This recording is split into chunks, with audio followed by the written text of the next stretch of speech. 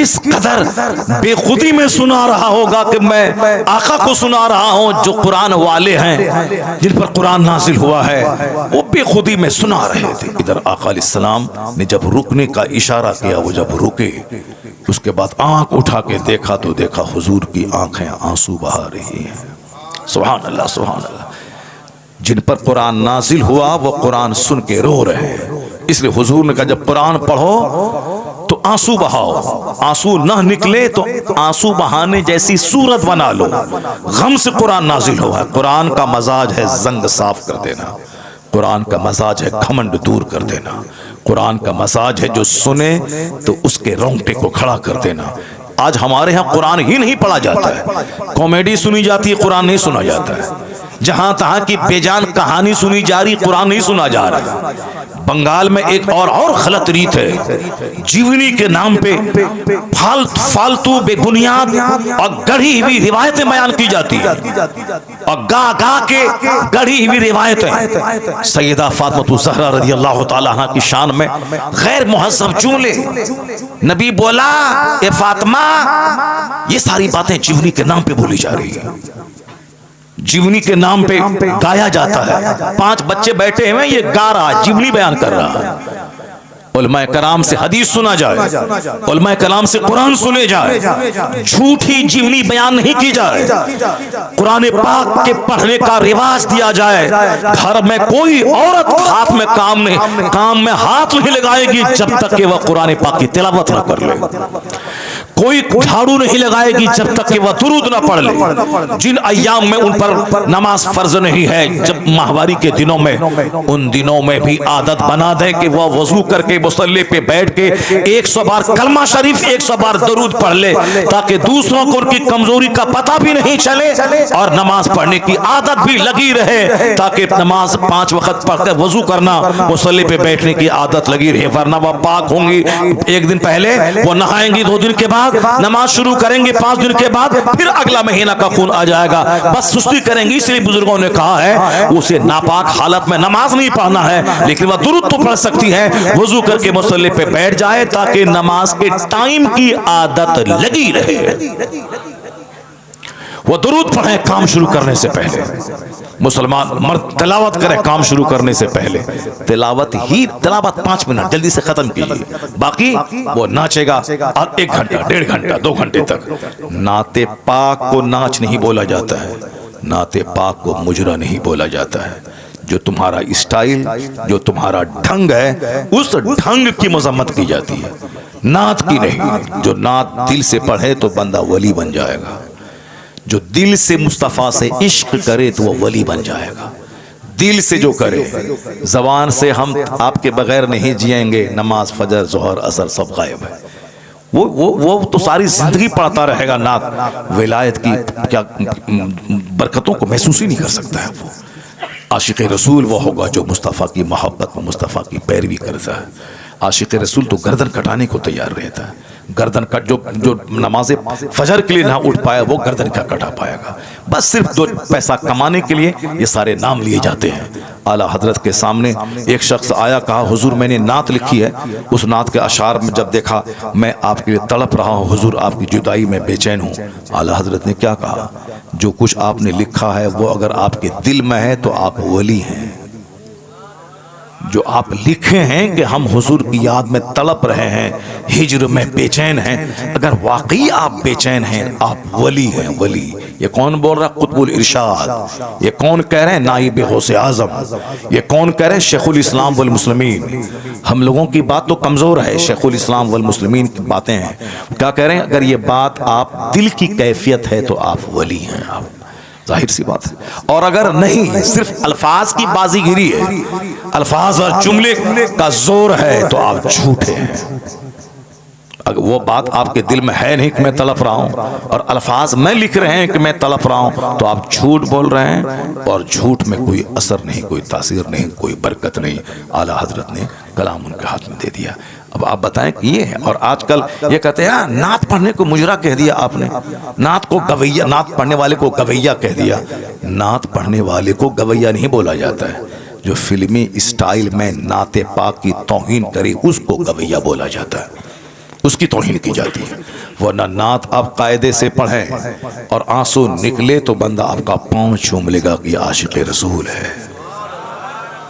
पहले लोग पढ़ते थे, 5 वक्त की नमाजें पढ़ते थे, तिलावत करते थे, फिर नबी की नात बावजू मुहज़्ज़ब होकर पढ़ते थे, सारा मजमा रोता रहता था, सरकार की मोहब्बत दिल में पैदा होती थी। एक तो तुम नात पढ़ता है बेवजू, नात पढ़ता है बेनमाजी, और उसके बाद ढठाई के साथ फिल्मी स्टाइल में नात पढ़ता है, फिल्म के गाने के तर्ज पे नात पढ़ता है, और फिर आलिम दीन की तौहीन और अपमान करता है। जिस आलिम के पांव की धूल के बराबर नहीं है ये बेनमाजी और जाहिल नात खां, ये उलमा की तौहीन करते हैं। उनको पीछे बैठा के आगे बैठ कर वो उनकी तरफ पीट करके नात पढ़ते हैं, जबकि मालूम है कि 18 साल का आलिम जवान 80 साल का बूढ़ा कोई हो तो उस पर लाजिम है कि आलिम से आगे नहीं, आलिम से पीछे चले। हमसे कहते हैं दलील कहाँ है? दलील बहार शरीयत में सदरुल शरिया ने लिखा है, जो फ़िक़्ह इस्लामी की इंसाइक्लोपीडिया, उसमें यह बात दर्ज है। उसमें कहा गया है कि आलिम चाहे कि गैर आलिम चाहे जितनी उम्र के क्यों ना हो, 80 साल का ज़ईफ़ क्यों ना हो, उस पर लाजिम है कि 15 साल जवान आलिम के पीछे चले। ये उम्र का एहतराम नहीं बल्कि इल्म दीन का एहतराम है। यह इल्म दीन का एहतराम, उनके सीने में कुरान और हदीस का इल्म है। जैसी की तैसी कर डाली तुम लोगों ने जलसे की, और उसके बाद आज कोई टोक रहा है तो तुम उसके खिलाफ बोल रहे हो, उसके खिलाफ चल रहे हो। मैं मुबारकबाद देता हूँ हिंदुस्तान के इस गए गुजरे माहौल में भी तमाम मुफ्तियान कराम, तमाम आइम्मा कराम, तमाम उलमा, तमाम मशाइख को, जिन्होंने इस गए गुजरे माहौल में भी हक की हिमायत करके आलिम होने का हक अदा किया। अब मैं नहीं समझता था कि आज इस तरह के हक की हिमायत करने वाले गांव देहात से लेकर बड़े बड़े शहर तक, हमें अफ्रीका से फ़ोन आ रहे हैं, मक्का शरीफ से फ़ोन आ रहा है, दुबई से फ़ोन आ रहे हैं कि हज़रत आपने, आपको मुबारकबाद दी, आपने जुर्रत तो की, आपने हिम्मत तो की, आपने बोला तो सही। मैंने कहा शुक्रिया, कम से कम आपने बोला तो सही। हिंदुस्तान के बड़े बड़े मुफ्तियान कराम, और फिर पब्लिक की तरफ से फोन आ रहे हैं। एक सेठ गुजरात का, उसने फोन किया। एक आज एक इस्लामिया इंटर कॉलेज का एक प्रिंसिपल, उसका फोन आया। आज पूर्णा का एक बहुत बड़ा सर्जन है डॉक्टर ख्वाजा नदीम, उनका फोन आया। ये सारे लोग कहते हैं हजरत हम लोगों के दिल में जो था वो आपने अपनी जबान से अदा कर दी। लाखों लोगों के दिल में यह बात थी कि ये अच्छा नहीं हो रहा है, हरा हरा हरा हरा हरा हरा हरा हरा हरा, क्या पैसों की बारिश हो रही, क्या है ये, क्या तमाशा हो रहा है। इसलिए आज अगर मेरे बोल देने से अगर सारे नात खां अदब से नात पढ़ने लगे तो समझ लें कि अल्लाह का करोड़ों शुक्र और एहसान है कि कम से कम कोई एक बंदा गाली गलोच सुनने के बाद हक तो बोला जिसका असर झलकने लगा है। उसकी सुबह होकर एक महफिल में था, वहाँ एक बहुत बड़ा हिंदुस्तान का नात खां, वह सिर्फ एक नात पढ़ के बैठने लगा तो मैंने कहा कि एक कलाम और सुना दो। कल रात दिल्ली में था, वहाँ भी वो ऐसा नात खां था जो नात खां बहुत मशहूर है झुमाने में, वो भी अदब के साथ बैठ के नात पढ़ रहा था। अभी फोन आ रहा है दिल्ली से कि हजरत असर झलक रहा है। फिर कल एक फोन आया कि जैसे हुजूर असर झलक रहा है। कम से कम कुछ तो हुआ, फायदा तो हुआ। जिस दिन हमारा जलसा बाजारी नात खानों से खाली हो जाए, आलिम दीन की बात सुनने के लिए लोग बाहर से चल के पिंडाल भर देंगे, क्योंकि कुरान से बेहतर कौन सी बात है, हदीस से बेहतर कौन सा कलाम है। ये तो लोगों ने माहौल खराब किया। अल्लाह तबारक व तआला उन सबों को भी जो लोग बाजारी लबो लहजे में नाते पाक को बदनाम करते हैं, वह लोग भी कायदे से मुहज़्ज़ब होकर नात पढ़ने लगे। अल्लाह उन्हें अच्छे ढंग से नात पढ़ने की तौफीक अता फरमाए। चाहे 1000 अच्छी नात हो, मगर नात सिर्फ 5 से लेकर 10 मिनट बस। उसके बाद तकरीर, फिर एक नात, फिर तकरीर, फिर एक नात, जैसे पहले होता था बुजुर्गान दीन के ज़माने में होता था। ये तो अब चला है कि नहीं, हम एक ही बार पढ़ेंगे, चाहे 1 घंटा पढ़वा लो, चाहे 2 घंटा पढ़वा लो, एक ही बार पढ़ेंगे। तो उनको आप कहिए कि हम एक ही बार नजराना देंगे, एक बार नजराना देंगे। 5000 रुपये जो दे दिए तो बस, उसके बाद 30,000 रुपये फिर नहीं देंगे। वरना तुम हमारी महफिल में नात पढ़ने आ रहे हो तो मैं जैसे कहूँगा वैसे तुमको नात पढ़ना होगा। पैसा मैंने दिया है तुमको, और पैसा दिया है तो अब जैसे मैं कहूँगा वैसे करना होगा। एक नात पढ़ो, बैठ के तकरीर सुनो, फिर एक तकरीर के बाद बैठो, नात सुनो, फिर उसके बाद नात पढ़ो, फिर तकरीर सुनो, फिर बैठो, फिर नात पढ़ो, सलात व सलाम पढ़ेगा, दुआ में शरीक होगा, फिर उसके बाद यहाँ से जाएगा। उसके बाद जो तुम्हारी उजरत है, जो मजदूरी है, वह तुमको दी जाएगी और जाओ। ये होना चाहिए। ऐसा नहीं कि अपनी बात चलाने के लिए। कि वो जो उस दिन तमाशा हुआ, मैंने कहा था कि उनकी नात लास्ट में पढ़ा, पहले तकरीर करवा लो, मजमा है बड़ा, दिन का पैगाम पहुंचवा दो। वो बोला नहीं नहीं, हम एक ही बार पढ़ेंगे, चाहे पहले पढ़ें कि बाद में पढ़ें, एक दो बार नहीं पढ़ेंगे, एक ही बार पढ़ेंगे। तो उनकी बात मान लिया, मेरी बात नहीं मानी। जलसा वाला उनकी बात मान लिया, मैंने कहा था तकरीर पहले करवाओ, मेरी बात नहीं मानी। उन्होंने कहा उनकी बात मान ली। तो जाहिर सी बात है, नीयत जहां खराब होगी तो बरकतें कहां से जाहिर होंगी। आलिम दीन को सम्मान देना होगा, दीनी गुफ्तगू को इज्जत देनी होगी। अब जरा गौर से सुनिए मेरी बात जो मैं कह रहा हूँ। मैं कह रहा हूँ कि साहब, हमारे यहाँ शादी के बाद एक गलत ट्रेंड है कि अब पढ़ाई बंद, अब सिर्फ खाना बनाना, बच्चा पैदा करना, झाड़ू लगाना, उसके बाद सब मुताला, सब नमाज वगैरह सब बंद। जबकि मरते दम तक बंदा को इल्म हासिल करते रहना चाहिए। आया है उतलबुल इल्म मिनल महद इलल लहद, obtain knowledge from the cradle to the grave. माँ की गोद से लेके कब्र की गोद तक इल्म हासिल करते रहो और हर दिन नई नई चीज सीखते रहो, यहां तक कि मौत आ जाए। एक बहुत बड़ा स्कॉलर अंग्रेज का, वो हवाई जहाज से सफर कर रहा था। जब जहाज डूबने लगा तो हिंदुस्तान का एक स्कॉलर उनके बारे में पढ़ चुका था कि बहुत बड़ा पढ़ा लिखा आदमी है वो भी इसी जहाज से सफर कर रहा है। तो उस जहाज में जब हर तरफ हंगामा बपा था, आहो फुगा गिरियो सारी, चूंकि जहाज डूबने वाला, सब लोग मर जाएंगे। ये हिंदुस्तान का स्कॉलर, देखें कि इतना बड़ा थिंकर है, फिलोसफर है, वो इसी जहाज से सफर कर, देखें उनका क्या हाल है इस टाइम में। सारे लोग तो रो रहे हैं, पीट रहे हैं, मैं मर जाऊंगा। देखें उस बड़े फिलोसफर जिनकी एक एक बात में जिंदगी मिलती है, जिनका एक एक सेंटेंस वेटी वजनदार होता है, प्रेशस कीमती होता है। जरा उनसे पूछें, देखें उनका क्या सिचुएशन है इस मौत जब सामने नाच रही है, कश्ती डूबने वाला है। वो जब गया उसके कमरे में, हवाई जहाज, ये पानी वाले जहाज में, देखा कि वो किताब की स्टडी में लगा हुआ है।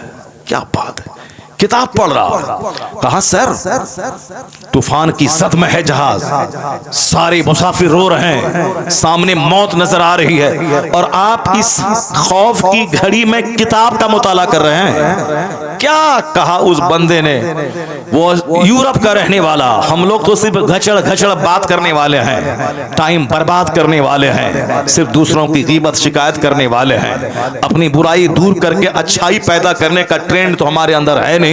जो अच्छा काम कर रहा है उसकी टांग खिंचाई हमारे अंदर है। वो यूरोप का दानिश्वर क्या कह रहा है, इसीलिए तो मैं किताब पढ़ रहा हूं। अब जहाज डूबने वाला है, हम लोग मरने वाले हैं, कम से कम मरने से पहले पहले इल्म तो हासिल कर रहे हैं। अल्लाह समद, कम से कम मरने से पहले पहले एक चैप्टर तो पढ़ ले, मरने से पहले पहले एक इल्म तो हासिल कर लें।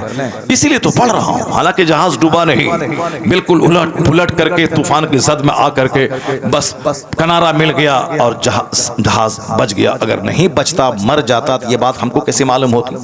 क्योंकि जो उस जहाज पे सवार था उसने जहाज से बचने के बाद तब स्टेटमेंट दिया। ये देखें स्टडी करने वाले लोग कैसे कैसे होते हैं, मौत के वक्त में भी मुताला करते हैं। और यहाँ शादी हुई, पढ़ाई बंद, शादी हुई, दुआए कुनूत तक याद नहीं। शादी के बाद जो गांव देहात के मकतब में पढ़ाने वाले मौली साहब से, मुंशी जी से जो पढ़ा था, अलम तरा कैफ़ फ़अल रब्बुका बिअस्हाबिल फील अलम यजअल फी तज़लील व वरसलम तरा बिल, जो मकतब के मुंशी से पढ़ा था, उसी तरह की हमारी बेटियां मरते दम तक पढ़ती रहती, हमारे बच्चे मरते दम तक उसी तरह पढ़ते रहते हैं। ये नहीं कि अब जिंदगी बची है, शादी के बाद कम से कम वक्त है तो चलो ट्यूशन पढ़ करके अच्छे कारी से कम कुरान पाक की 20 सूरतें, जो तरावी की नमाज में जब मैं तन्हा पढ़ूं तो कम से कम 20 सूरतें, कम से कम 10 ही सही अलम तरा कैफ़ा से लेके कुल अऊज़ु बिरब्बिन नास तक ठीक से पढ़ लें, ताकि नमाज सही हो जाए।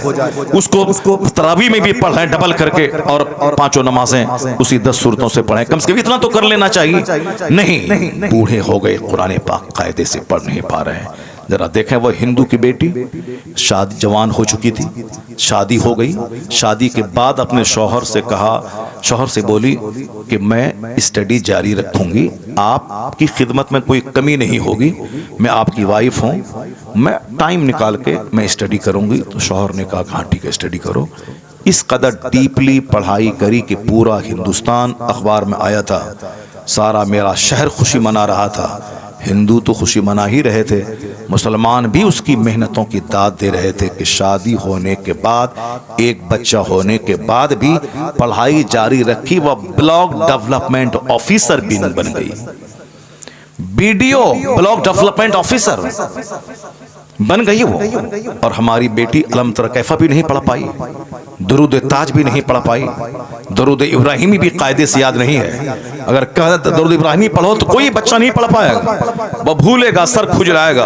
अल्लाहुम्मा सल्ली अला मोहम्मद पर कहीं बारक तब बोलेगा, कहीं कहीं वो कुछ बोलेगा, कायदे से नहीं पढ़ पाता है, वो पढ़ ही नहीं पाता है, चूंकि मजाज ही नहीं, बस खाना पीना मर जाना है। हदीस में आया है उस बंदे पे नहुसत तारी है, उस पे लानत है। कौन? जो दिन गधे की तरह गुजारता हो और रात मुर्दार की तरह गुजारता हो।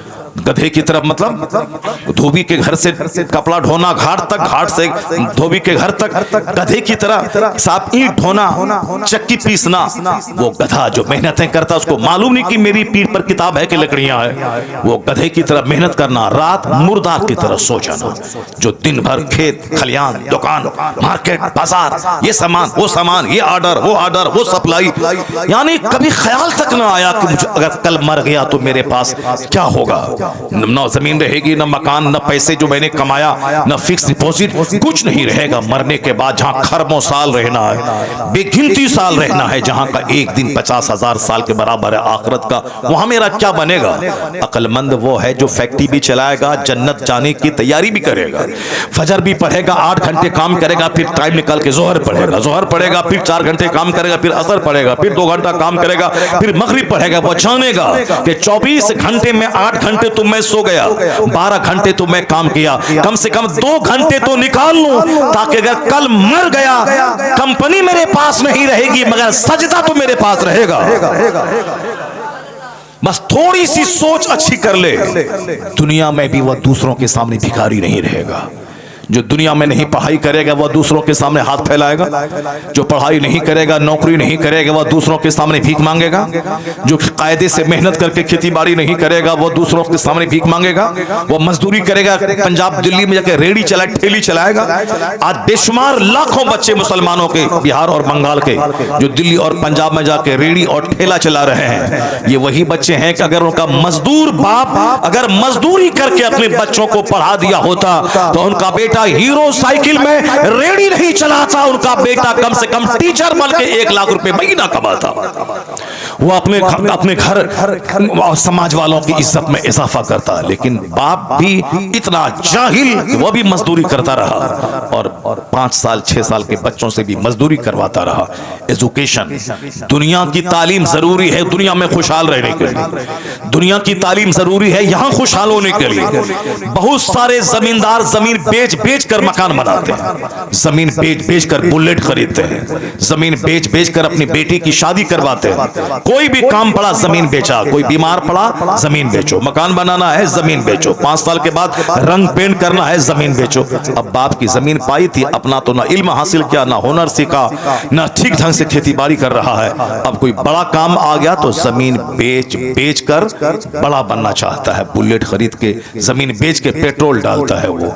लेकिन उसी समाज का गरीब मजदूर का बच्चा जो उनके घर में मजदूरी कर रहा था, वह पढ़ करके दारोगा बन गया, लॉयर बन गया, बैरिस्टर बन गया, मास्टर बन गया, ब्लॉक डेवलपमेंट ऑफिसर बन गया। अब वो जमीन इसकी खरीद रहा, अब वो साहब अच्छे आलिशान बंगला कमा के बना रहा, जमीन बेच के नहीं, जमीन खरीद करके वो एक इज्जत की रोजी गुजार इज्जत के साथ जी रहा है। तो जितने उलमाए कराम पैदा हुए गरीब घर के, आज उस गांव के मालदारों से बेहतर उनकी जिंदगी हो रही। या इल्म है जो उससे ताकतवर बना दिया, या इल्म है जो उनको घर बना दिया, या इल्म है जो उसको इज्जत के साथ रहने का माहौल अता किया। और जमींदारों का बेटा जमीन बेच बेच कर कंगाल हो गया। बाप के पास 100 बीघा जमीन, उनके 5 बेटे, अब 20 बीघा में जमीन बढ़ 20 बीघा, अब उनके 4 बेटे 5 बीघा, उनके 2 बेटे 5 बेटे 1 बीघा। अब उसके बाद बेटे कंगाल हो गए। अब जो सिर्फ जमीन पे आधारित और आश्रित रहेगा कि बेच बेच के खाएंगे, तो 100 बीघा जमीन तो पड़ पोता तक आते आते 1 कट्ठा भी नहीं रहेगा, 1 कट्ठा जमीन नहीं मिलेगी। तब क्या करेगा? जो इल्म हासिल करेगा, मेहनत करेगा, पढ़ेगा, लिखेगा, उस जमीन को बेच के बच्चों को पढ़ाएगा। तो अगर वह 100 बीघा वाला रहेगा, बच्चा पढ़ लिया तो 500 बीघा जमीन खरीद के जमीन में इजाफा कर देगा। ये काम गैर मुस्लिमों के यहाँ होता है। एक साहब शादीशुदा खातून ब्लॉक डेवलपमेंट ऑफिसर बन गई और हमारी बेटियां हैं बस बीमारी का टुकड़ा बनी हुई है। गैस्ट्रिक का मर्ज है, पैर में दर्द है, घुटने में दर्द है, आंख में दर्द है। यानी जो काम नहीं करेगी वह बीमार तो पड़ेगी, जो 5 वक्त की नमाज नहीं पढ़ेगी वह बीमार तो पड़ेगी, जिसको सुबह सवेरे खाना था फजर के बाद वो खाएगी, 12 बजे नाश्ता करेगी, बीमार तो पड़ेगी, गैस्ट्रिक का मर्ज तो होगा। अब साहब उसकी आंख की बीनाई कमजोर तो होगी जो वक्त पे खाना नहीं खाएगी। हर आदमी को अपने लिए सोचना होगा कि मैं क्या खाऊं, किस खाने में कितनी ताकत है, कौन सी ग़िज़ाएं ताकतवर ग़िज़ाएं हैं, इस्तेमाल करना होगा, टाइम का इस्तेमाल करना होगा। जो टाइम का इस्तेमाल नहीं करेंगे सही बीमार तो पड़ेंगे। अब डॉक्टर मुरली मनोहर जोशी जो भाजपा का कैडर लीडर है, उसने कभी कहा था, कानपुर के एक योगा के शिविर में कहा था, स्वस्थ रहने के लिए योगा करें। और योगा का जितना तरीका हिंदुस्तान में है, उन्होंने कहा था रामदेव का जिसका भी तरीका हो वो सारे तरीके एक तरफ। उन्होंने कौन कहा था? कौन? हिंदू गैर मुस्लिम, आरएसएस का कैडर लीडर, भाजपा पार्टी का 3 पिलर, उस 3 पिलर में से एक आडवाणी, एक अटल बिहारी वाजपेयी, एक डॉक्टर मुरली मनोहर जोशी। ये 3 पिलर हैं भाजपा पार्टी की, बीजेपी के। वो मुरली मनोहर जोशी भाजपा का कैडर लीडर, वो बोला था कि योगा करना वक्त की जरूरत है, प्रधानमंत्री से लेकर चपरासी तक सारे लोग योगा करें ताकि हिंदुस्तान तंदुरुस्त लोगों का मुल्क हो जाए, वरना हिंदुस्तान बीमारों का मुल्क कहलाएगा। तंदुरुस्त रहें, योगा करें। और आगे क्या कहा? योगा का तरीका अलग अलग है, रामदेव का अलग, दूसरों का अलग। हाथ उठाओ, हाथ नीचे करो और सांस लो, सांस तेज तेज छोड़ो, पसीना बहाओ, खुली फजा में जाओ, नाक पर ध्यान केंद्रित करो। कहा सारे तरीके अपनी जगह, मगर वह भाजपा का कैडर लीडर क्या बोला? ये मैंने दूसरे ही दिन अखबार में ये रिपोर्ट मैंने पढ़ी, ऐसा नहीं कि व्हाट्सएप यूट्यूब में किसी से सुन लिया तो मैं बोल रहा हूं। एक दिन पहले शिविर लगा था योगा का और उस दिन उनके भाषण को अखबार में उसको कोट किया गया। मैंने दूसरे ही दिन कानपुर रेलवे स्टेशन पे मैंने उस अखबार को पढ़ा, पहले पेज पे वह रिपोर्ट मौजूद थी। रिपोर्ट क्या थी? मनोहर जोशी ने कहा योगा के जितने तरीके हैं वह सब एक तरफ। कहते हैं मेरी निगाह में इस्लाम के पैगंबर ने जो 5 वक्त नमाज का तरीका सिखाया,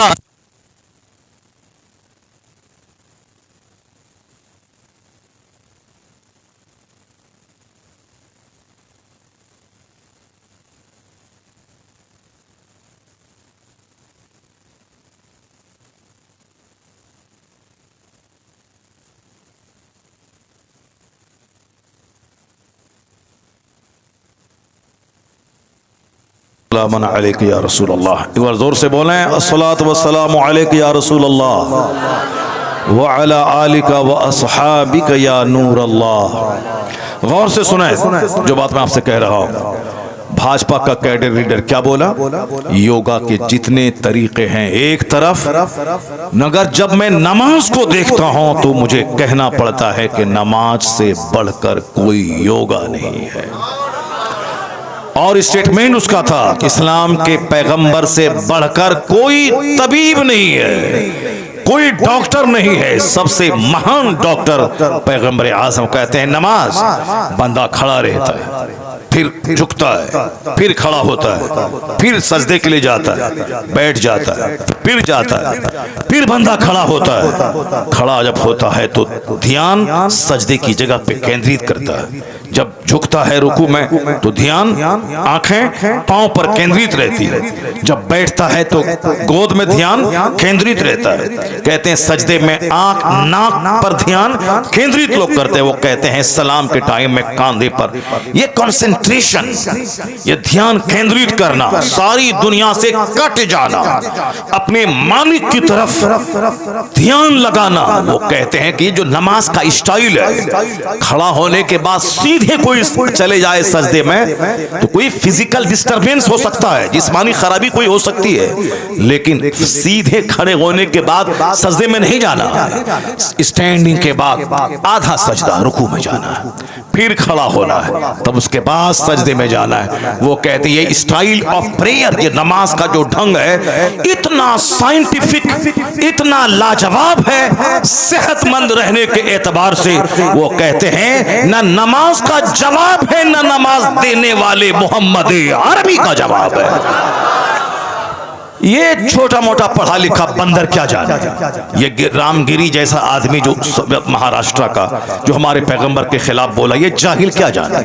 ये जाहिल डॉक्टर मुरली मनोहर जोशी के पांव की धूल के बराबर नहीं है। मगर इन्होंने क्या जबरदस्त इन्होंने स्टेटमेंट दिया है। ये डासना का मंदिर का वो पीला कपड़ा पहन के, दो चार माला पहन के, अपनी डकैती और अपनी बुराई पे पर्दा डालने के लिए महंत और पंडित बनने का ढोंग रचाने वाला अति नरसिंहारन, ये क्या जाने मुस्तफा कौन है। बदतमीज ने जो गुस्ताखी की है, दिल तो चाहता है कि उसकी जबान नोच लूं। हमारे पैगंबर के खिलाफ इतना गलत स्टेटमेंट, गलत टिप्पणी उसने किया है। वो आदमी भी डॉक्टर मनोहर जोशी के पांव की धूल के बराबर नहीं है। डॉक्टर मनोहर जोशी भले ही उस पार्टी से हम इत्तेफाक नहीं रखते हैं, वो भाजपा का लीडर था, अलग बात है, लेकिन वो इतना पढ़ा लिखा आदमी था। वो doctor, PhD degree holder, Hindustan के एजुकेशन मिनिस्टर साहब, वो इतना बड़ा पढ़ा लिखा आदमी, उसने इसी पीरियड में उन्होंने क्या कहा कि नमाज इतना जबरदस्त योगा है, और जो नमाज दिया है इस्लाम के पैगंबर ने, उससे महान तो कोई हो नहीं सकता है। इसलिए ए मुसलमान, सड़क चलते रास्ता गली कूचे का कोई कुत्ता अगर भौंके, तुम्हारे पैगंबर के खिलाफ बोले, तो तुम्हें सबका जवाब देने की जरूरत नहीं है, बस अनसुनी कर दे। एक पागल था जो पक रहा था, कोई बहुत बड़ा पढ़ा लिखा अदीब, डॉक्टर, साइंटिस्ट, अगर वो खिलाफ बोल रहा है तो हमारा साइंटिस्ट, हमारा अदीब, हमारा राइटर, हमारा मुसन्निफ उसका जवाब देने के लिए काफी है। हर चलते फिरते आदमी का जवाब देने के लिए प्रोटेस्ट करना जरूरी नहीं है। ये तो घंटी बजा के दो चार पैसा कमाने वाला, इसकी कोई औकात नहीं मेरे पैगंबर के खिलाफ बोले। बस समझ ले कि कोई गली कूचे का कोई मजनू है जो इस तरह का बयान दे रहा है। अलबत्ता याद रही बात, हम इसकी बात देखें कि हिंदुस्तान नहीं बल्कि यूरोप के, अमेरिका के पढ़े लिखे लोगों की बात में सुनो। तुमने सुना होगा डॉक्टर माइकल हार्ट, जो अमेरिका का सबसे पढ़ा लिखा आदमी, 1978 की बात है, आज से 40 साल पहले उस बंदे ने एक किताब लिखी थी, उसका नाम है द 100। वो किताब आज तक छप रही है, हिंदुस्तान के तमाम बुक स्टॉल पे मौजूद है। उस किताब में उन्होंने ठाना था कि मैं दुनिया की सबसे बड़ी महानतम 100 आदमी, 100 एमिनेंट पर्सनालिटीज पर मैं स्टडी करूंगा उनकी जिंदगी का, फिर उनका मैं सिलेक्शन करूंगा जो इस धरती का ये 100 क्रीम लोग जिन्होंने दुनिया को अपने से कुछ दिया, समाज में परिवर्तन लाया, दुनिया के बड़े लोगों की सूची में, कामयाब तरीन लोगों की फहरिस्त में उनका नाम है। वह 100 लोग कौन है, मैं उनको छांटूंगा और 100 में रैंकिंग करूंगा कि अव्वल पे कौन, 2 में कौन, 100 में कौन, मैं उसकी क्वालिटी की बुनियाद पर रैंकिंग करूंगा। मोहब्बत का दखल ना होगा, अकीदत का दखल ना होगा, मजहब का दखल ना होगा। वरना डॉक्टर माइकल हार्ट क्रिश्चियन था, मैं किसी भी तरह मजहब को दखल ना होने दूंगा। वो अपने पैगंबर से जीसस क्राइस्ट वो अपने हिसाब से मोहब्बत करता है, लेकिन वो का मोहब्बत एक्सेजरेशन, गुलू, मुबालगा को जगह नहीं दूंगा। फैक्ट, रियलिटी और सच्चाई की बुनियाद पर मैं रैंकिंग करूंगा। उन्होंने जब 100 आदमी का नाम छांटा, दुनिया की इतिहास को आंख की पुतलियों में समेट लिया, संसार की हिस्ट्री को आंख की पुतलियों में समेट लिया। अपने हम तो मालदा की हिस्ट्री नहीं जान सकते, बंगाल की हिस्ट्री तो बहुत दूर की बात, बंगाल की हिस्ट्री नहीं समझ सकते, हिंदुस्तान की इतिहास तो बहुत बड़ी बात, हिंदुस्तान की हिस्ट्री तो बहुत दूर की बात, बहुत बड़ी बात है, वर्ल्ड हिस्ट्री को हम कैसे समझ सके। लेकिन जो किताब का रसिया है, जो मुताले का शौकीन है, जो आदमी किसी काम को ठान लेता है तो वह करता है। डॉक्टर माइकल हार्ट पढ़ा लिखा आदमी ठान लिया, पूरे वर्ल्ड हिस्ट्री को खंगाल दिया उसने, दुनिया के सबसे बड़े बड़े लोगों की सूची तैयार की, जिस सूची में नाम था गौतम बुद्ध का, महावीर का, गांधी का, चर्चिल का, वो जॉर्ज डॉक्टर वाशिंगटन का, इब्राहिम लिंकन का, माओ जेतुंग का, मसोलिनी का, हिटलर का। वो मुसलमान नहीं था, क्रिश्चियन था, अपने हिसाब से दुनिया के महान लोगों की सूची तैयार की, जिसने सबसे ज्यादा दुनिया पे इन्फ्लुएंस असर डाला हो, जिसके फॉलोवर की तादाद सबसे ज्यादा हो, जिनके रेगुलेशंस और जिनके मैसेज में इतना दम हो कि सदियां गुजर जाने के बाद भी उनके फॉलोवर की तादाद न घटी हो, जिसने दुनिया का रुख बदल दिया हो, लोगों की सोच बदल दिया हो, सबसे ज्यादा जिसने लोगों के हृदय, लोगों के ब्रेन, लोगों के माइंड, लोगों के हार्ट को प्रभावित किया हो, इतनी वो जबरदस्त पर्सनालिटी कौन है? वो उस काम को ठाना तो करके दिखलाया, 100 आदमी को छांटा, सारे लोग कह रहे थे कि यह तो क्रिश्चियन है, मुमकिन है कि जनाब ईसा का नाम अव्वल नंबर पे देगा, कोई कहता था कि ये साहब न्यूटन है, ये साइंटिस्ट है, न्यूटन का नाम अव्वल नंबर पे देगा, कोई कहता था ये अमेरिका का रहने वाला है, इब्राहिम लिंकन का नाम पहले नंबर पे देगा। क्योंकि डॉक्टर माइकल हार्ट खुद साइंटिस्ट था, खुद बहुत बड़ा एडवोकेट था, बहुत बड़ा पढ़ा लिखा आदमी था, लोग अपने अपने हिसाब से राय का इजहार कर रहे थे कि ऐसा होगा वैसा होगा। लेकिन जब किताब छप के प्रेस से बाहर आई, द 100 नामी किताब, उस किताब का नाम ही है द 100, 100 सब लैंग्वेज, सब इन एवरी लैंग्वेजेस, तमाम ज़बानों में उसका तर्जमा हो चुका है। आज भी वो किताब बुक स्टॉल पे मिलती है। द 100 नामी किताब जब प्रेस से छप के बाहर आई, दुनिया के सारे लोग दंग रह गए कि कामयाब तरीन लोगों की सूची में पहला नाम न न्यूटन का था, न जीसस क्राइस्ट का था, न इब्राहिम लिंकन का था, पहला नाम मोहम्मद अरबी अलैहिस्सलाम का था, पहला नाम।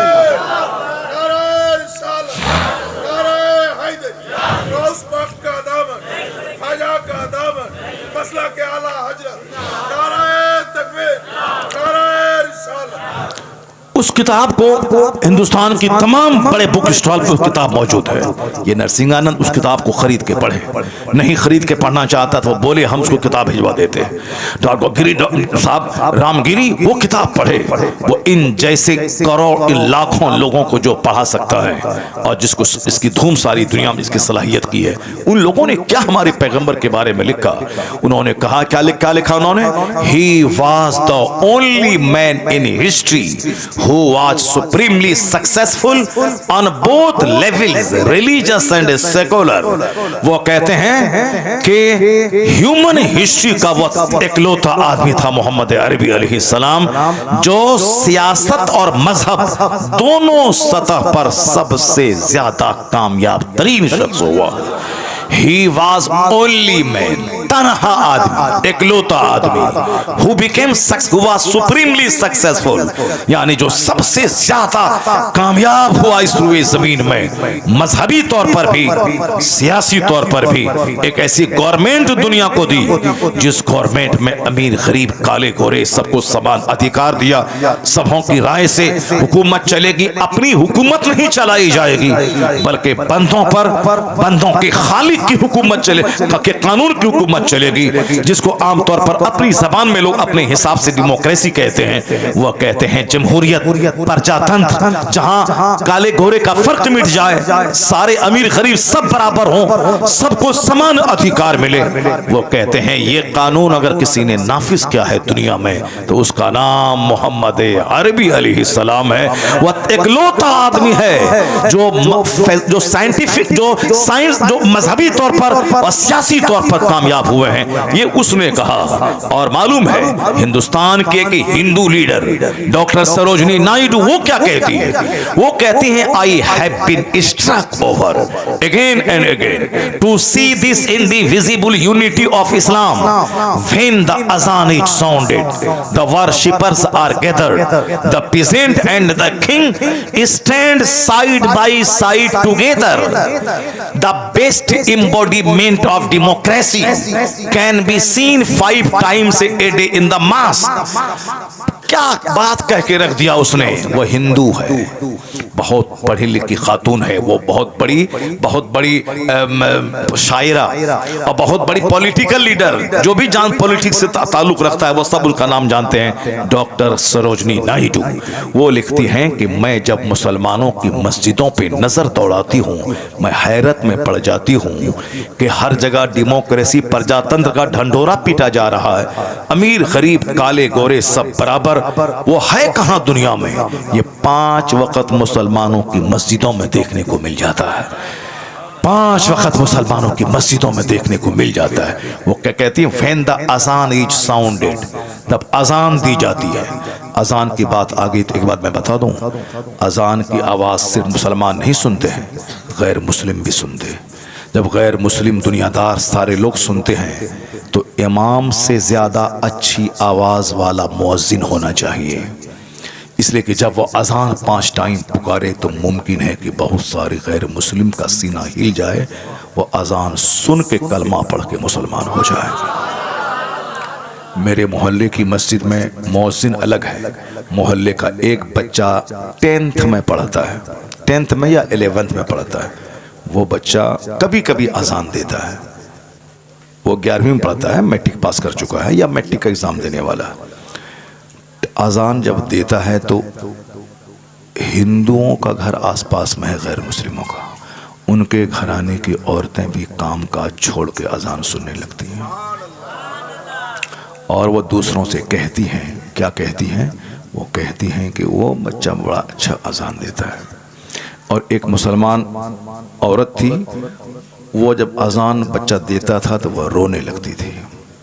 वो ट्रांसफ़र हुआ उसके शौहर का, वो शहर से बाहर चली गई और वहाँ से हर महीने, क्योंकि वो मुअज्जिन नहीं होते, स्कूल में पढ़ता है बच्चा, स्कूल में पढ़ाता है, लेकिन अजान कभी कभी देता है, तो वो वहाँ से हर महीने उनके लिए 1000 या 2000 रुपये महीना वह भेजती है कि तुम्हारी अजान बड़ी अच्छी लगती है, ये पैसा तुम्हारे लिए तोहफा के तौर पर है। तो अब हमारा मौजिन कैसे अजान देता है? अल्लाह, वो कैसे, जो पुराना सब मौजिन है न तलफ़ुज़ ठीक है, हाँ हाँ हाँ, अब अपने लोगों को भी बुरा लगता है, गैर मुस्लिमों को भी बुरा लगता होगा। अब कमेटी वाला उसको निकालता नहीं, बोलता कैसे निकालें, वो तो 25 साल से दे रहा है, 30 साल से दे रहा है, 30 साल से दे रहा है, तो उसको रिटायरमेंट दे करके उसको टाका महीना दो उसको तुम, कि तुम 5000 मिलता था तो 2500 देंगे, तुम अपना घर में रहो, बूढ़ा हो गए, रिटायर कर गए, अब रहो। स्कूल में तो 60 साल के बाद टीचर रिटायर कर जाता है, और तुम जब 30 साल से अजान दे रहा है तो अब तो कम से कम आराम करो, ठीक से आराम करो, ये पैसा ले लो 2000। अब अजान देगा वो जिसकी आवाज़ सुन के काफिरों का भी सीना हिल जाए।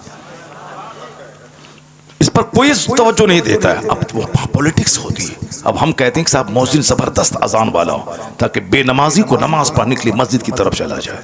हम लोग बचपन से नमाज सुन रहे हैं, नमाज अजान सुन रहे हैं, 54 साल उम्र हो गई हमारी, 4 साल माइनस कर दे 50 साल, सब बात मालूम है, लेकिन आज भी आवाज़ अच्छी अगर किसी की है, अजान देता है तो आज भी पलकें भीग जाती हैं, आज भी आदमी सकते में पड़ जाता है। तो अजान एक रिप्रेजेंट, एक मुजाहिरा है, एक एग्जीबिशन है हमारी सलाहियतों का, हमारी दीनदारी का, और उसको सब सुनता है। इसलिए मौजिन किसी सूरत में कमजोर नहीं होना चाहिए।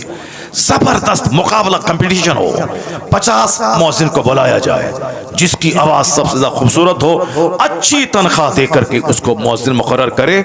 मैं कहूंगा कि उसकी अजान इस्लाम की तरफ बुलाने में इंपॉर्टेंट रोल अदा करेगी। उसकी अजान अब सरोजनी नायडू क्या कहती हैं, जरा गौर से सुनिए। वो कहती हैं, I have been struck over again and again to see this indivisible unity of Islam. मैं इस्लाम की जो यूनिटी, इत्तेहाद का जो मुजाहिरा है, मैं उसको देखकर हैरत में पड़ जाती हूँ। जब मैं मुसलमानों की मस्जिदों को देखती हूँ, अजान होती है, नमाजी जमा होते हैं, the peasant and the king, किसान और बादशाह, हल जोतने वाला फार्मर उसको पीजेंट कहते हैं, किंग बादशाह राजा। अब वह हिंदू खातून गैर मुस्लिम लीडर वो क्या कहती हैं कि अजान होती है, नमाजी जमा होते हैं, तो कहती हैं वो कि बादशाह और किसान ये दोनों एक सफ में खड़े हो जाते हैं। बादशाह और फार्मर, गुलाम और आका एक सफ में खड़े होते हैं। काले गोरे का फर्क मिट जाता है, अमीर गरीब का फर्क मिट जाता है। बादशाह के बाजू में कोई हल जोतने वाला किसान खड़ा हो, कोई बुरा नहीं माना जाता है। मालिक के बाजू में नौकर खड़ा हो जाए, कोई उसको हटा नहीं सकता है। वो कहती हैं कि द बेस्ट इम्बोडिमेंट ऑफ डेमोक्रेसी, प्रजातंत्र क्या है? Democracy is the government of the people, for the people, by the people। यानी प्रजातंत्र की परिभाषा यही है कि हुकूमत अवाम की, अवाम के लिए, अवाम के जरिए, इसी को कहते हैं डेमोक्रेसी।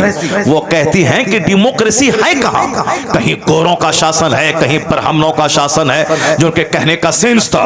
हिंदुस्तान में भले ही डेमोक्रेसी है, लेकिन आजादी के बाद से लेकर पूरे 75 साल तक में सत्ता किसके हाथ में है सबको मालूम है। अफ्रीका में अमेरिका गोरों का मुल्क है, कहने की बात है कि व्हाइट एंड ब्लैक सेम है, डेमोक्रेसी है, लेकिन सत्ता किसके हाथ में है वो सारी दुनिया जानती है। सरोजनी नायडू कहती हैं कि सच्ची डेमोक्रेसी, ट्रू डेमोक्रेसी है कहां? ये मुसलमानों की मस्जिद में 5 वक्त देखने को मिल जाता है। 5 टाइम जब अजान होती है, नमाजी जमा होते हैं, किसान और बादशाह एक साथ मिलके खड़े होते हैं और दे प्रोक्लेम, वो ऐलान करते हैं क्या? न कोई बाप बड़ा है, न कोई दादा बड़ा, न कोई गोरा बड़ा है, न कोई काला बड़ा, न कोई शहरी बड़ा है, न देहाती बड़ा, न कोई अरबी बड़ा है, न कोई अजमी बड़ा। वो क्या कहते हैं? सारे लोग खड़े होकर अल्लाह अकबर, अल्लाह इज द ग्रेटेस्ट, अल्लाह ही सबसे बड़ा है, अल्लाह ही सबसे बड़ा है, अल्लाह ही सबसे बड़ा है। और आगे चलकर ये डासना मंदिर का महंत सुने गौर से क्या कहती हैं सरोजनी नायडू। ये नसाब रामगिरी जैसा खबीस वो सुने। इसी हिंदुस्तान के एक महान हिंदू औरत वो क्या कहती हैं? वो कहती हैं you find in London an Indian an Algerian and a Turk, India is the motherland of one, Turkey is the motherland of another, but when they stand in prayer it makes man instinctively a brother. क्या गजब की बात कह दी उस खातून ने।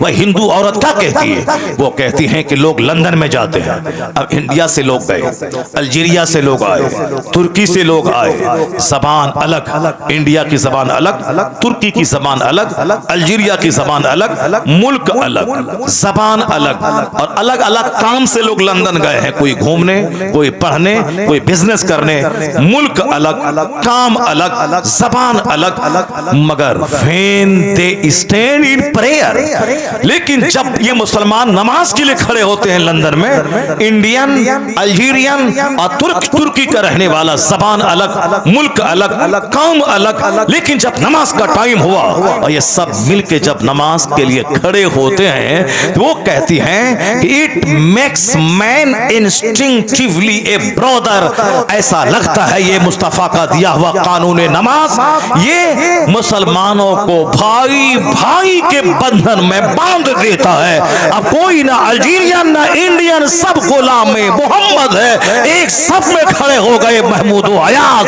न कोई बंदा रहा न कोई बंदा नवाज। हे कौम मुस्लिम, अल्लाह का शुक्र है कि तुमको बरहमन घर में अल्लाह ने नहीं पैदा किया। अल्लाह का शुक्र है कि तुम अमेरिका के यहूदी घर में नहीं पैदा हुए। अल्लाह का शुक्र है कि तुम किसी इसराइल के यहूदी घर में नहीं पैदा हुए। शुक्र है मालिक मौला का कि मुसलमान घर में हमको पैदा किया।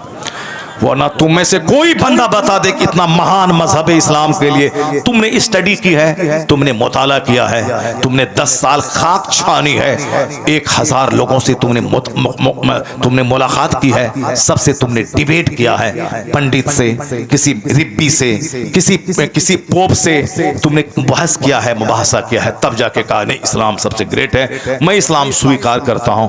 नहीं, तुम इसीलिए मुसलमान हो कि मुसलमान घर में पैदा हुए हो, मुसलमान घर में पैदा हो। जब इतनी बड़ी दौलत अल्लाह ने दे दी तो दुनिया के लिए क्यों पागल हो रहे हो?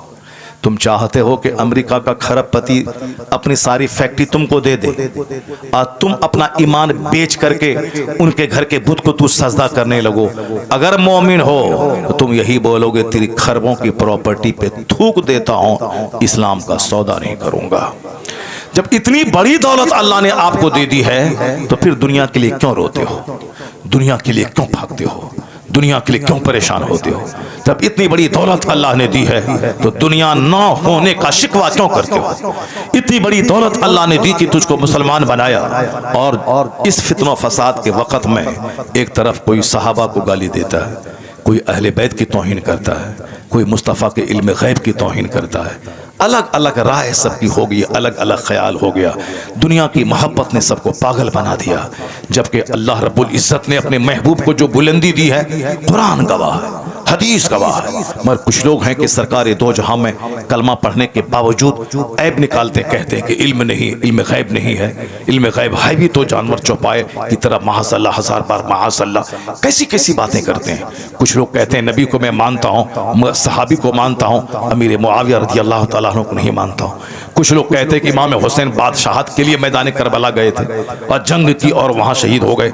वहां अब क्यों गए थे वो, जब बड़े बड़े सहाबा मक्के में मौजूद थे? क्यों? अपनी अकल लड़ाते हैं। कुछ लोग सहाबा की मोहब्बत में अहले बैत के गुस्ताख हो गए, कुछ लोग अहले बैत की मोहब्बत में सहाबा की गुस्ताख हो गए, कुछ लोग बचे तो आगे जाके इमाम आजम की तौहीन करके गुस्ताख हो गए, कुछ लोग बचे तो आगे जाके गौसे आजम की तौहीन करके गुस्ताख हो गए, कुछ लोग बचे तो गरीब नवाज की शान घटाने लगे।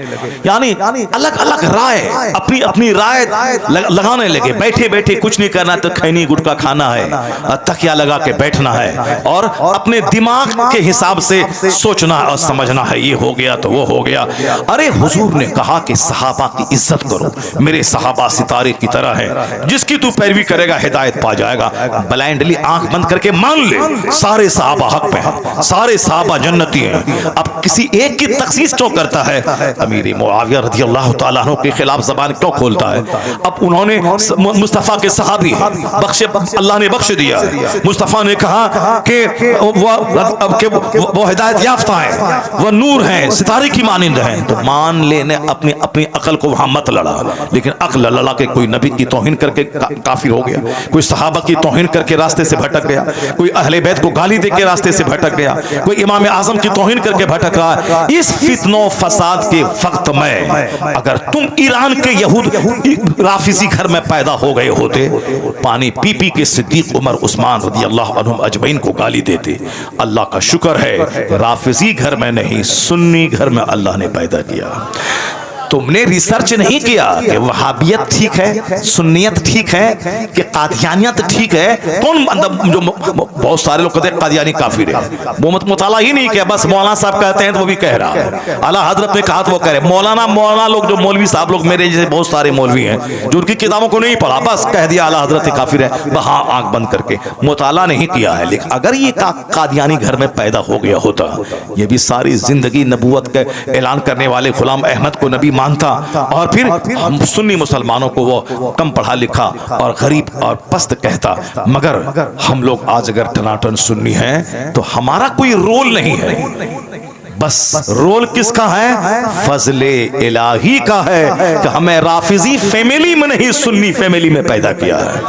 अब अब भी तो मान ले कि तुझसे बड़ा धनवान कोई नहीं है, तुझसे बड़ा मालदार कोई नहीं है, तुझसे बड़ा मालदार कोई नहीं है। इस नेमत का तो शुक्र अदा कर कि खरबपति राफिजी है और हम गरीब सुन्नी हैं, खरबपति काफिर है, हम गरीब मुसलमान हैं। इसका तो शुक्र अदा कर, इसका तो शुक्र ये अदा करके रात भर सजदा करके शुक्र अदा करेगा तो भी इस नेमत का शुक्र अदा ना हो पाएगा। चूंकि एक काफिर चाहे दुनिया में 50 घर बना ले, 50 टन सोना खरीद ले, मरने के बाद जब वो जाएगा क़यामत में, वहां दायमी तौर पर आग उसका मुकद्दर है, वहां कुछ काम नहीं आएगा, खरबों साल आग में चलता रहेगा।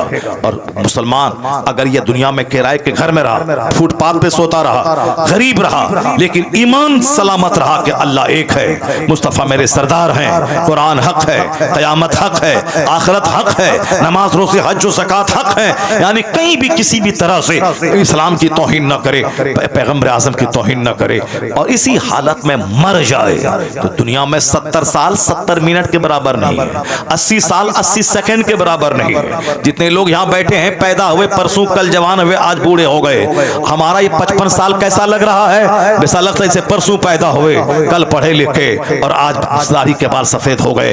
वक्त गुजरने में देर लगता है, द टाइम फ्लाइज, ये वक्त उड़ रहा है। अभी ईद की नमाज हम लोगों ने पढ़ी, अब आने वाले ईद की तैयारी शुरू है, 2 महीने के बाद रमजान है।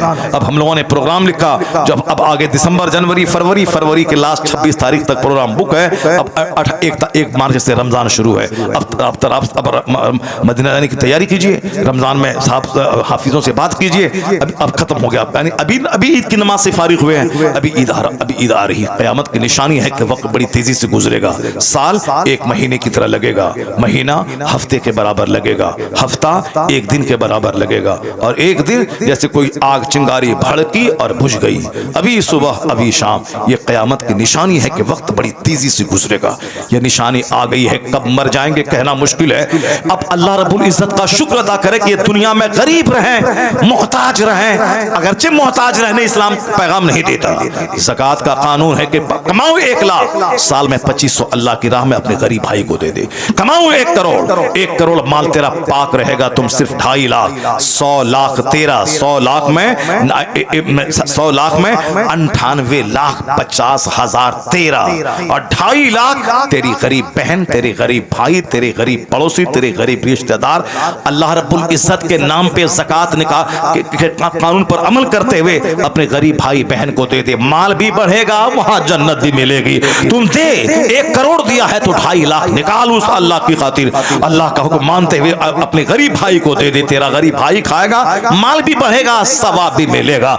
दौलत कमाना अगर हराम होता तो ये कानून ज़कात नाज़िल नहीं होता, ये नहीं होता। पता चला 1 करोड़ कमाना जायज है, 2.5 लाख निकाल, तेरा माल पाक है। तो हम 1 अरब कमा ले, 1 अरब कमाल, 2.5 करोड़ निकाल, तेरा माल पाक हो जाएगा, 40वां हिस्सा ज़कात में निकाल। ये कानून ज़कात बताता है कि माल कमाओ नमाज के साथ, माल कमाओ सच्चाई के साथ, माल कमाओ तिलावत के साथ, माल कमाओ उसूल पर अमल करते हुए। बेशुमार लोग हैं नमाज पाबंदी, तहज्जुद, इशराक, चाश सब पढ़ते हैं और बिजनेस करते हैं। बेशुमार लोग हैं झूठ नहीं बोलते, अरबों में खेलते हैं। बेशुमार लोग हैं साहब दौलतों के अंबार पे 105 मंजिला फ्लैट में रहते हैं और कोई नमाज नहीं छोड़ते हैं। अल्लाह ने दौलत दी है, कड़ाके की सर्दी में गीजर ऑन किया, गर्म पानी से नहाया, फजर की नमाज पढ़ने चला गया। अल्लाह ने पैसा दिया है, घर में एसी लगाई और चिलचिलाती गर्मी में जोहर की नमाज एसी चला के आराम से मस्जिद में पढ़ रहा है। अल्लाह ने जब माल दिए है, लगाओ मस्जिद में एसी। अल्लाह ने माल दिए है, लगाओ घर में एसी। अल्लाह ने माल दिया है, लगाओ अपने बाथरूम में गीजर, ताकि कोई फजर कज़ा ना होने पाए, कोई जोहर कज़ा ना होने पाए। जाड़े के मौसम में गर्मी का मजा ले, गर्मी के मौसम में ठंडे पानी का मजा ले। इस अगर पैसा नहीं रहेगा तो गीजर कहां से खरीदेगा, पैसा नहीं रहेगा तो एसी कहां से लगाएगा, पैसा नहीं रहेगा तो अपने घर में हीटर कहां से लगाएगा। इसे माल कमा, ज़कात निकाल, नमाज़ें 5 जगह ना पढ़, यहां भी आराम से रह, और जब मरेगा तो मुस्तफा की जन्नत में आराम से चला जाएगा। और अगर दुनिया में नहीं पढ़ेगा, नहीं लिखेगा, नहीं मेहनत करेगा, नहीं मुशक्कत करेगा, भाग दौड़ नहीं करेगा, तो दूसरों के सामने हाथ फैला के भिखारी रहेगा। सब ढकेगा, पाँव खुलेगा, सर ढकेगा। मकान बनाएगा तो प्लास्टर नहीं कर पाएगा, प्लास्टर करेगा तो बैंक का कर्जा लेगा। अगर बैंक का कर्जा लिया तो गाड़ी कैसे लेगा? अगर खाना खाएगा सुबह तो शाम कैसे खाएगा? बच्चों को कैसे पढ़ाएगा? रिश्तेदार घर में शादी होगी तो कर्जा लेकर के उनको कपड़ा लेके उनकी शादी में जाएगा। पैसा नहीं रहेगा तो रिश्तेदार का ताना सुनेगा, पैसा नहीं रहेगा तो समाज में गरीबी का ताना दे के तुझको लोग उद्धृत करेंगे। इसलिए दुनिया में पैसा कमा, इज्जत से रह। पैसा कमाने का मतलब खूब मेहनत से पढ़, नौकरी लड़ाई करके ले 18 घंटे पढ़, 15 घंटे पढ़, 12 घंटे पढ़ और पढ़ता रह। नौकरी लड़के ले डीएम बन, ऑफिसर बन, प्रोफेसर बन, ब्लॉक डेवलपमेंट ऑफिसर बन, मुहद्दिस बन, फकीह बन, मुआलिम बन, खतीब बन, राइटर बन। अगर काश्तकार है तो फिर नमाज रोजे के साए में अच्छी खेती बाड़ी कर, मेहनत कर, एक साल में 5 फसलें उगा, बिजनेस कर, अच्छी बिजनेस कर नमाज के साथ। जो फजर पढ़ के जा दुकान में, जोहर पढ़ के जा दुकान में, आंधी तूफान आए दुकान खोल, बिजनेस कर, खेती बाड़ी कर, काम सीख ले, हुनर सिखा दे, नौकरी कर, आला तालीम दिला, ताकि दुनिया में ज़कात निकाल, सदका फित्र निकाल, कुर्बानी कर, गरीबों मिस्किनों का इलाज करवा, दूसरों गरीबों की मदद कर, मस्जिद में दे, मदरसा में दे, यहाँ भी खुशहाल रह। अब दुकान जाएगा तो रोजी मिलेगी, अब मस्जिद जाएगा तो मरने के बाद जन्नत मिलेगी।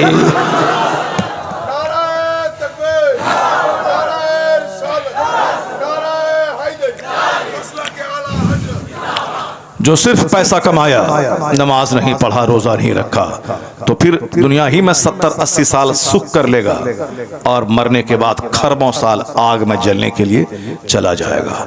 और जो सिर्फ नमाज पढ़ेगा, रोजा रखेगा, ज़कात देगा, सूखी रोटी खाएगा, ईमान बचा के मर जाएगा।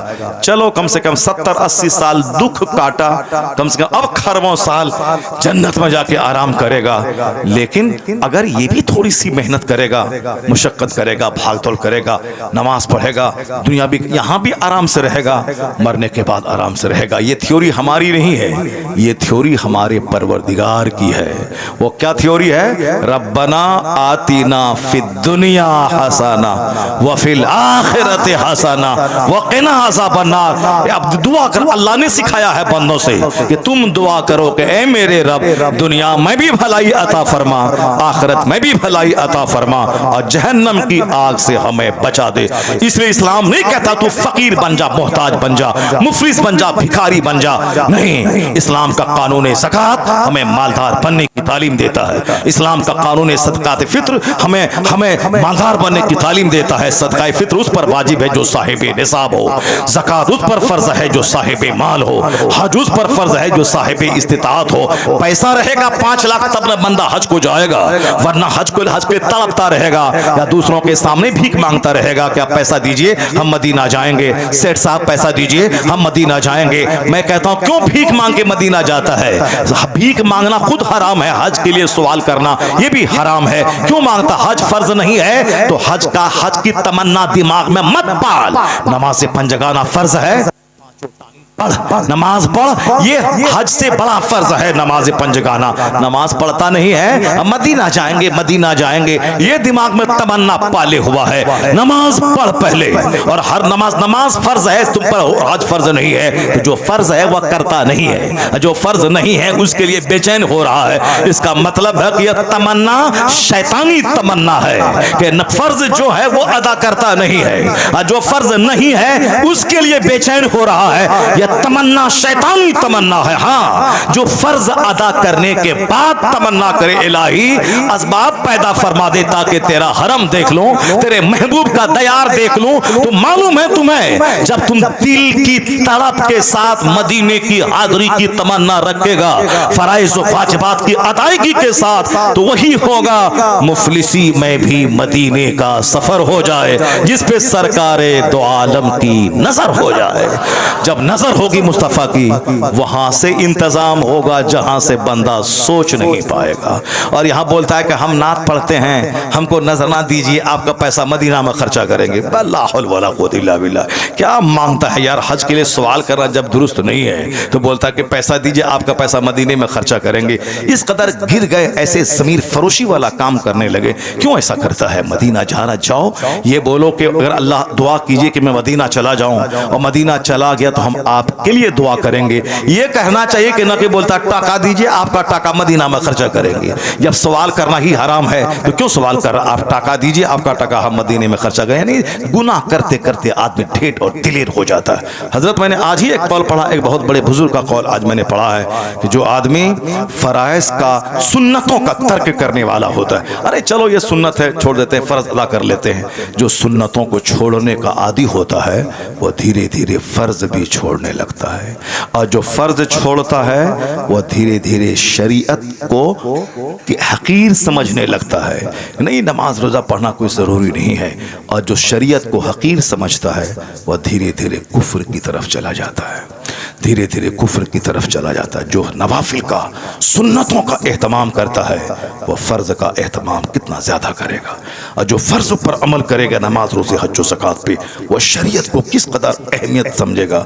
और जो इस्लाम में डूब के मोहब्बत करेगा वह कुफ्र की तरफ जाने में ऐसा ही समझेगा जैसे वह आग की तरफ बढ़ रहा हो।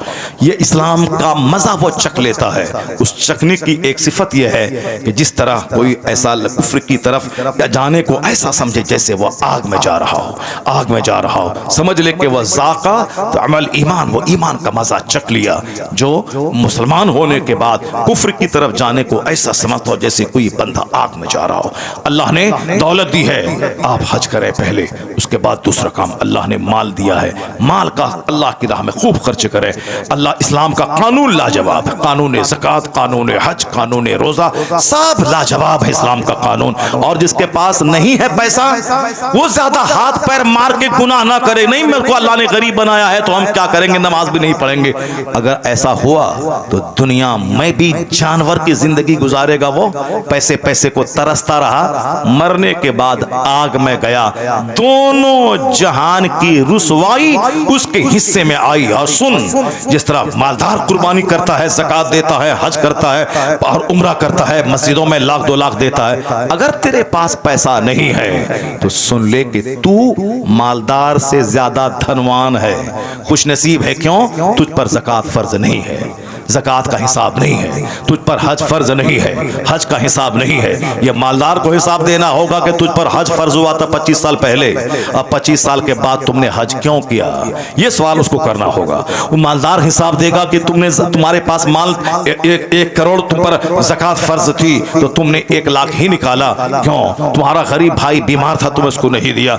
यह हिसाब मालदार को देना है। तुमने कुर्बानी मरियल जानवर की क्यों की, यह हिसाब मालदार को दे रहा है। तुमने अपने गरीब भाई का इलाज क्यों नहीं करवाया, यह हिसाब मालदार को दे रहा है। मालदार को ज़कात का, खैरात का, सदकात का, हज में ताखीर करने का, अपने गरीब बहन को न देने का, यह सारा हिसाब के लिए रोक लिया जाएगा। जिसके पास माल ही नहीं है उस पर ना उस पर हज फर्ज है, न ज़कात फर्ज है, न सदक़े फित्र वाजिब है, न कुर्बानी वाजिब है, न गरीबों को देना वाजिब है। अब ये तो फ्री आजाद है, फ्री फ्रॉम ऑल ड्यूटीज। ये तमाम बड़े बड़े ड्यूटी से आजाद है। इसलिए हदीस में आया है कि मेरी उम्मत के फुकरा, मेरी उम्मत के फुकरा, मेरी उम्मत के वो मालदार लोग जो जन्नत जाएंगे उनको हिसाब के लिए रोक लिया जाएगा, और मेरी उम्मत के फुकरा अमीरों के मुकाबले में 500 साल पहले जन्नत चले जाएंगे। अल्लाह उस्मत, धन्य है मुसलमानों का वह गरीब जो नमाज पढ़ता है, जो गुनाहों से बचता है, ज़िना से, शराब से, सूद से, जुआ से बचता है। हज फर्ज नहीं है, कोई प्रॉब्लम नहीं। ज़कात फर्ज नहीं है, कोई प्रॉब्लम नहीं। सदक़े फित्र वाजिब नहीं है, कोई प्रॉब्लम नहीं। कुर्बानी वाजिब नहीं है, कोई प्रॉब्लम नहीं। मगर नमाज मरते दम तक फर्ज है। नहीं खड़ा हो सकता हो तो बैठ के, बैठ ना सकता हो तो लेट के ना पढ़ सकता हो तो आंख के इशारे से मरते दम तक नमाज माफ नहीं है। नमाज पढ़ने में पैसा नहीं लगता है, नमाज पढ़ने में हज की तरह 40 दिन जो सफर में खर्च होते वो नहीं होता है। बस फजर में 10 मिनट, जोहर में 15 मिनट, असर में 10 मिनट, मगरिब में 15 मिनट, इशा में 20 मिनट, बस यही टाइम पेट के लिए 12 घंटे, जन्नत जाने के लिए बमुश्किल तमाम 1 घंटे। बस अक्लमंद है वो जो दुनिया में भी नमाज पाप की पाबंदी करे, काम काज करे, ताकि यहाँ भी आराम से रहे, मरने के बाद मुस्तफा की जन्नत में पहुंच जाए। इस्लाम किसी पर बोझ नहीं डालता। तो गरीब अगर है, दीनदारी है, तो वो तो मालदारों से ज्यादा अच्छा है कि मालदार हिसाब देगा माल कहां से कमाया, कहां खर्चा किया, मकान में कितना, गाड़ी में कितना, बेटी की शादी में कितना, और कपड़ा खरीदने में कितना, जमीन खरीदने में कितना, शादी ब्याह में कितना, ईद के दिन कपड़ा में कितना, ये सारा हिसाब मालदार देगा। और गरीब नमाज रोजे का हिसाब दिया, पर से जन्नत चला गया। इसलिए मुस्तफा कहते हैं मेरी उम्मत के गरीब 500 साल पहले अमीरों से जन्नत चला जाएगा। अगर गरीबी में अगर नमाज नहीं है और नेकी नहीं है तो चौपट दी ग्रेट है कि दुनिया में भी मोहताज होगा, मरने के बाद भी मोहताज रहेगा। अगर मालदारी में तकवा परहेजगारी और नमाज रोजा है, क्या कहना, यहाँ भी खुशहाल है, अच्छा खाना, अच्छा कपड़ा पहनना, अच्छी गाड़ी, अच्छा घर, मरने के बाद जन्नतुल फिरदौस में अल्लाह रब्बुल इज्जत से ये दुआ मांगे, इलाही रब्बना आतीना फिद दुनिया हसना वफिल आखिरत हसना वक़िना अज़ाबन्नार। अल्लाह ताला हमको आपको सबों को दोनों जहान की भलाई अता फरमाए, दोनों जहान के लिए मेहनतें करने की